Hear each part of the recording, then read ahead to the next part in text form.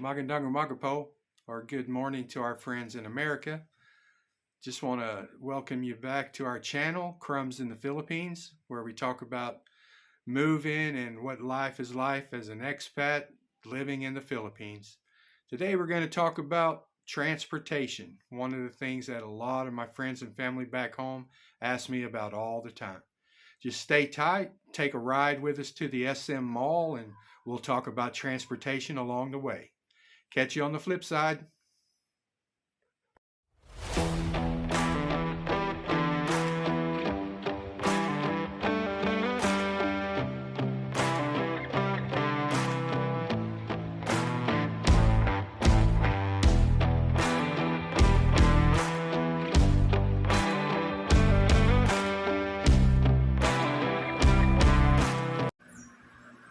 It's a beautiful day for a drive on the motorcycle, nice and sunny.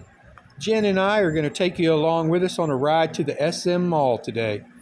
But before we do, if you have a moment and you haven't already, please subscribe to the channel. We'd appreciate it.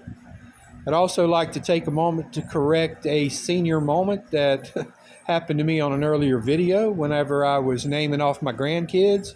Of course, I'm going to leave one out by accident, and I really am sorry about that. But Elena, Laney-Bug, I love you. I hope you get a chance to see this video, and just remember that Grandpa loves you, okay? So, transportation. One of the things that you're going to notice as a recurring theme in a lot of these videos is that proper planning and research can save you a lot of hassle when you're moving to another country. That being said, the research that I did, I knew for a fact that I did not want to pay shipping costs to bring a vehicle to the Philippines, so I sold my vehicle. As a matter of fact, I sold just about everything I own before I came to the Philippines. Now, whenever you land in the Philippines, regardless of your immigration status, whether you be a tourist or a resident, you have 60 days from the time they stamp your passport to drive legally in the Philippines, provided that you have a valid driver's license from your home country. And after that 60-day period, then you have to go through a process to get a driver's license here in the Philippines. We'll talk about that in a later video whenever it's my turn to renew my license. So anyway, there's several types of public transportation here in the Philippines which really make it unnecessary to own a personal vehicle. I mean, you could easily move here, never drive again in your entire life, and have absolutely no problems getting around here. As we turn onto the road, look over to the left here, you'll notice a little depot for some tricycles, which is one of the modes of public transportation here. That's a sidecar that's on the side of a small motorcycle. It's big enough to hold 2 to 3 people, depending on how large you are. And the tricycles are a very good, quick mode of transportation, very cheap to get you around within probably 8 to 10 kilometers is about the maximum range you'd want to go in a tricycle. And the price ranges from a low of 30 pesos per person for short trips, all the way up to about 150 to 200 pesos per person if you're going for a very long distance, but it's still very reasonable. And it's a fairly comfortable ride and gives you a unique perspective on the road as you're going along in that little sidecar, talking to the driver, and just you can soak in the scenery. I've ridden in it quite a few times myself, and they vary in size and comfort level, and some of these guys decorate their trikes up big time too.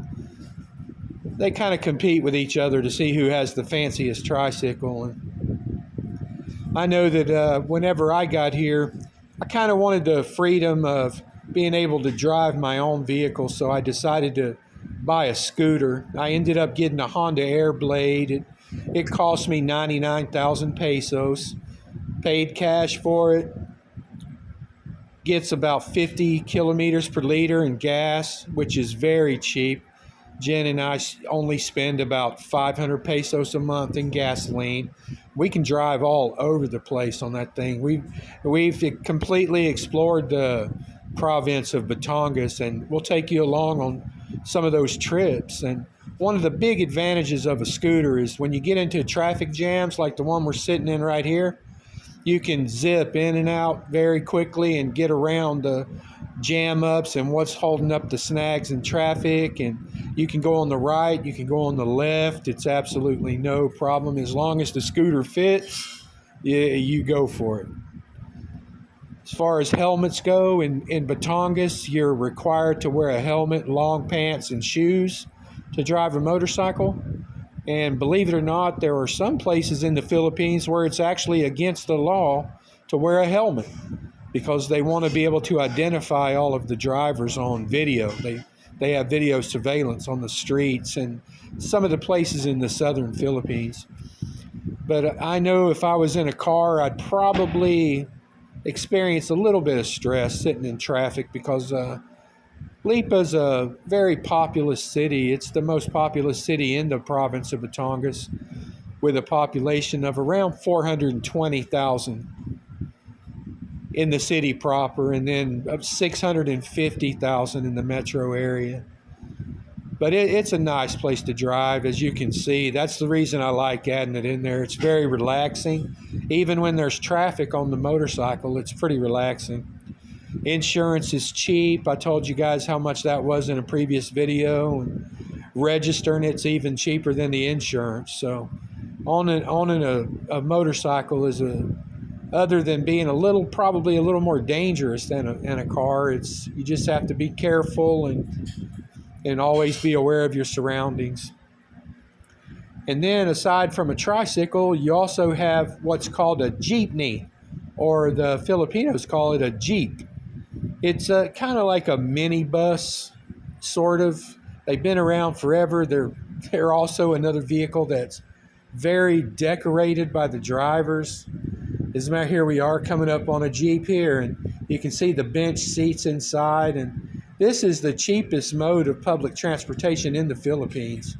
The prices just recently went up, and the minimum price that you would pay in a Jeep is about 12 pesos per person and up to 30 pesos per person. They travel in a straight line distance on a road, kind of like a bus does, and they have stops along the way. But if you stand on the side of the road and hold your arm out, it doesn't matter where you are, the Jeep will stop and pick you up.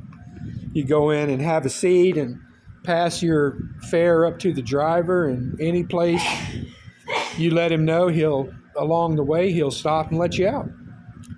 Here you can notice this fruit stand over on the right, one of my favorite places. We stop there quite often. I love fresh mangoes, and they are plentiful in the Philippines.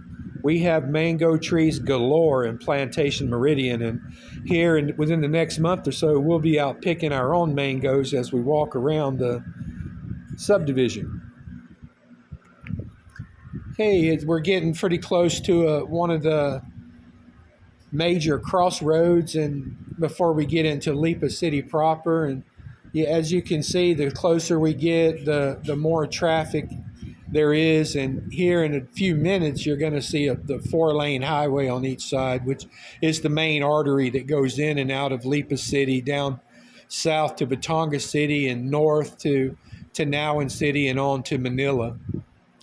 But it's a pretty good sized city with a lot of services and amenities. There's another 7-Eleven. There are more restaurants than you can count in Lipa City, and we'll share some of those with you as well. Now, back to the transportation. They also have a really nice bus system. There's a bus terminal up at the SM Lipa, that's the grand central terminal for this area. And that's if we wanted to go to Manila or Batangas City or anywhere else in the entire Philippines, our journey begins at the terminal at the SM Mall. You can hop on a bus there and go straight to Manila, where it's a hop, skip, and a jump to the airport, or you can go south to Batangas City, where it's just a hop, skip, and a jump to the Deepwater Port, where you can hop on a ferry and go to the various other islands around for fairly reasonable rates. Whenever we traveled from Batonga City to Mindoro, our ferry fare was it was a little less than $20 a person. That was round trip. We rode the ferry over to another island and then rode it back after we were finished with our stay there. It was a nice ride, comfortable, air conditioned, nice reclining seats. And then the buses are also air conditioned. They're really nice, and you have a nice fan that blows the air conditioner right onto your face. Trust me, the reason I'm mentioning that air conditioner is it's pretty hot here, and it's just a nice relief to hop on that bus and be nice and cool as you're riding down the road.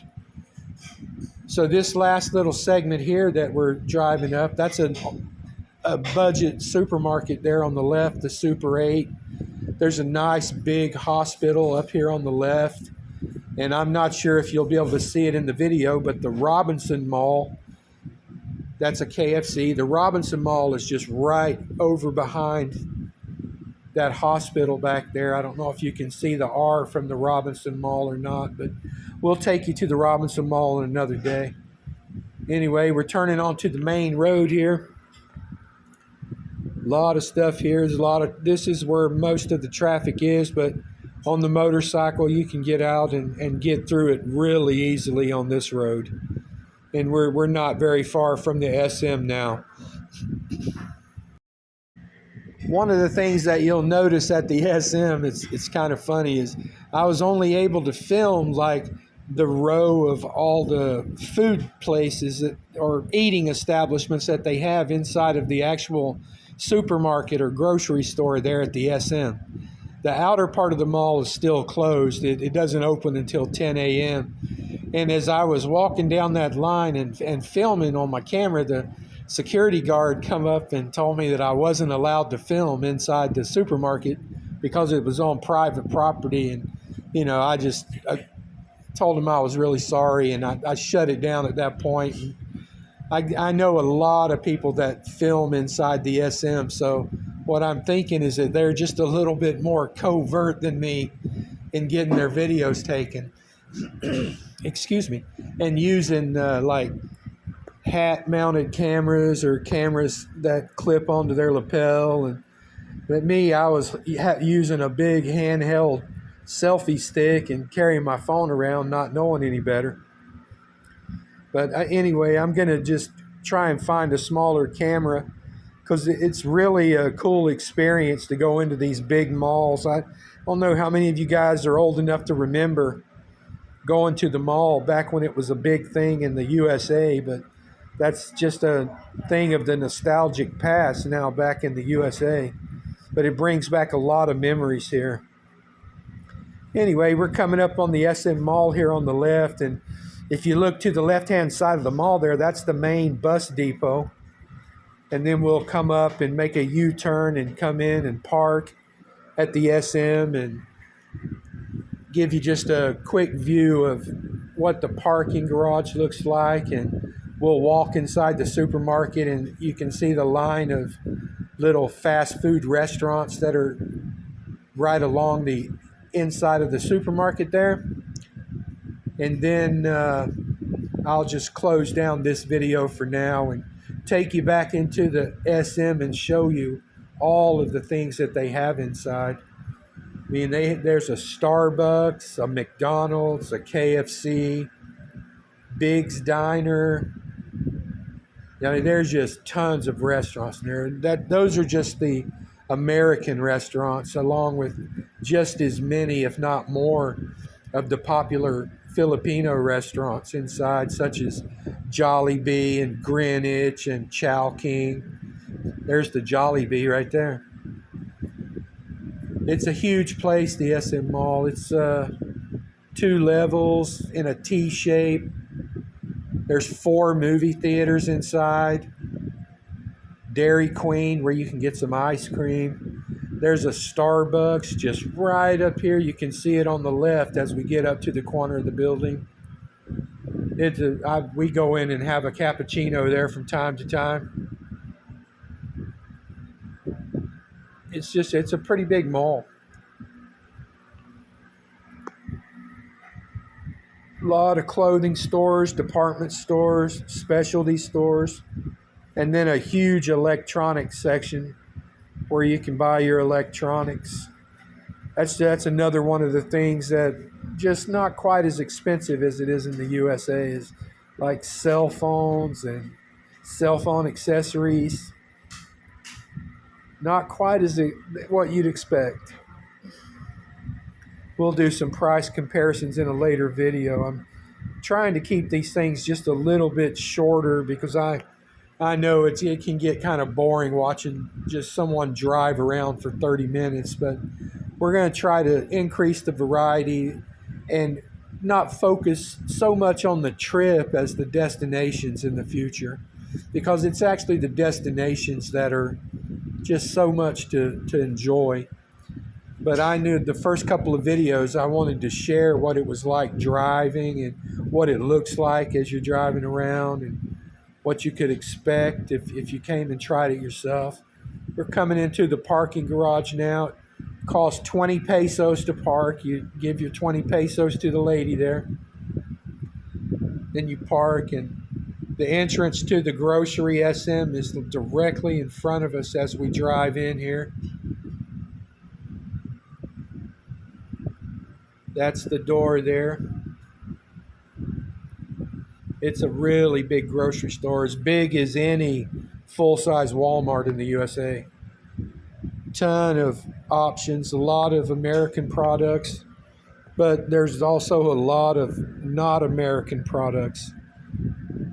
I prefer the not American products because you definitely pay those import fees if you want to buy stuff that you're accustomed to buying back home. But that's not the reason that I came to the Philippines anyway. I didn't come here to live like an American. I kind of want to live like a local. And anyway,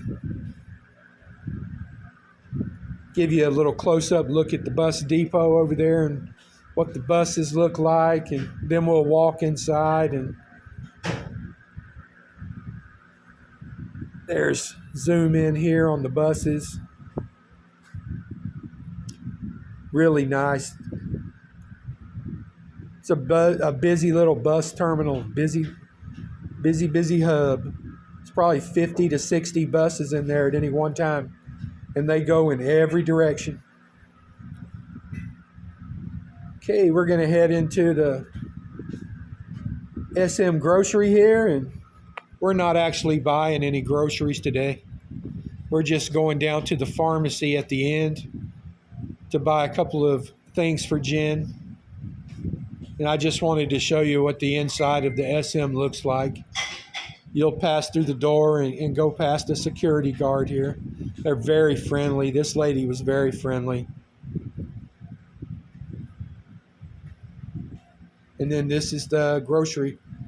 I would have liked to have shown you just how big this place is. But like I said, the guy told me I needed to shut it down. He was very nice about it, and I had no problem. He just asked me not to video, which if you Google SM Lipa on Google, you'll find about 5,000 videos where people have videoed inside this same place that I'm in right now.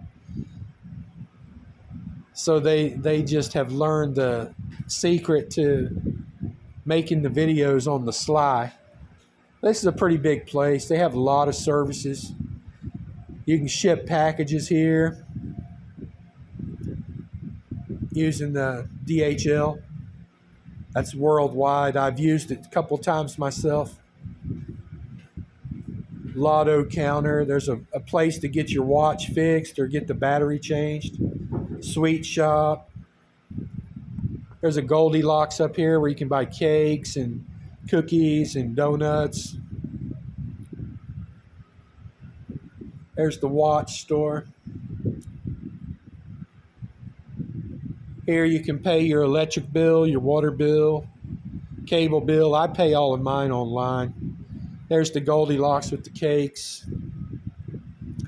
the customer service counter for the store.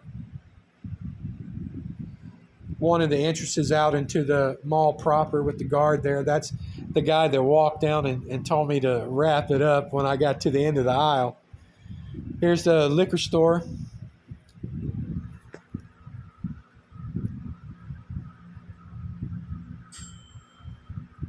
Then there's a couple of specialty stores that as you go on down.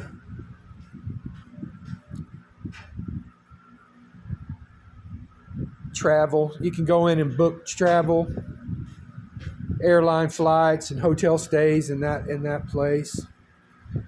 Eyeglass, optical shop.